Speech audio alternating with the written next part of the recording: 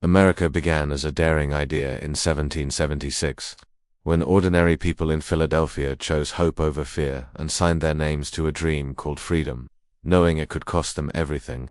That idea was tested again and again on battlefields, in divided homes during the Civil War, and in moments when the nation had to confront its own failures, yet each generation carried the promise forward. From Abraham Lincoln's call to preserve a nation built on equality to immigrants crossing oceans with nothing but belief in opportunity, to factory workers, farmers, and students who shaped the country through hard work and sacrifice, the struggle for justice continued as voices rose to demand civil rights. And when Dr. Martin Luther King Jr. spoke of a dream in 1963, he echoed the same truth written nearly 2 centuries earlier, that freedom and dignity belong to everyone.